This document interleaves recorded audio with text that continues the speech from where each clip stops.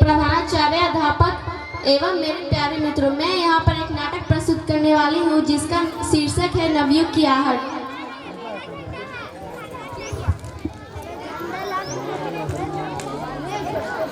Miss, एक सवाल पूछे। आपने हमें किताबों में पढ़ाया कि सारे जहां से अच्छा हिंदुस्तान हमारे, लेकिन आज के अखबार देखिए तो कहीं धर्म के नाम पर झगड़ा तो कहीं जात पात का भेदभाव। किताबों वाला भारत और असलियत वाला भारत इतना अलग क्यों है?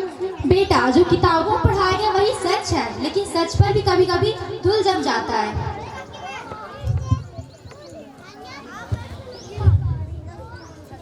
धूल कैसी मैम, यहाँ तो लोग एक दूसरे के खून के प्यासे। अगर हम सब एक हैं तो ये ऊंच नीच और तेरा मेरा क्यों?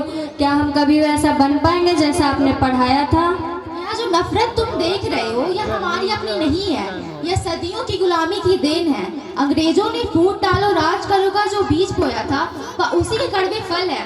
उन्होंने हमें आपस में लड़वा कर खुद को ताकतवर बनाया और हमारी एकता को हमारी कमजोरी बना दिया।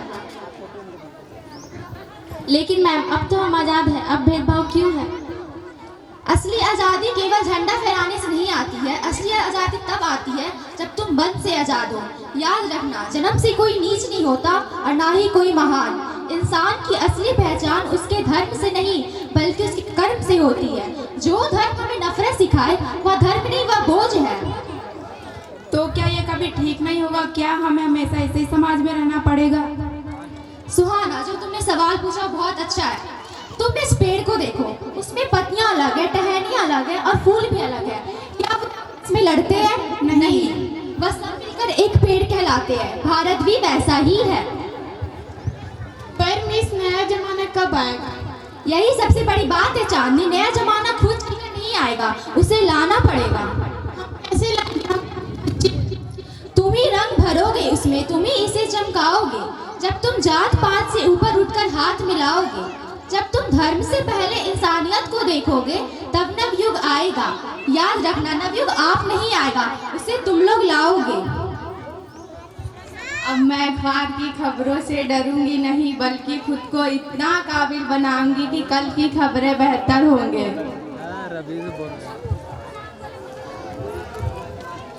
जात पात का बंधन तोड़ेंगे कि जात पात का बंधन तोड़ेंगे और भारत को इंसानियत से जोड़ेंगे। अनेकता से एकता की, अनेकता से एकता, यही है भारत की विशेषता। नफरत की दीवार को हम गिराएंगे, हम नवयुग लाएंगे, हम नवयुग लाएंगे। चलो बच्चों, आप लोग तो सीख गए, नवयुग तो आप ही लोग लाओगे। आप लोग देश का भविष्य हो तो आप ही लोग को नवयुग लाना पड़ेगा। धन्यवाद। जय हिंद, जय भारत। बहुत बहुत धन्यवाद।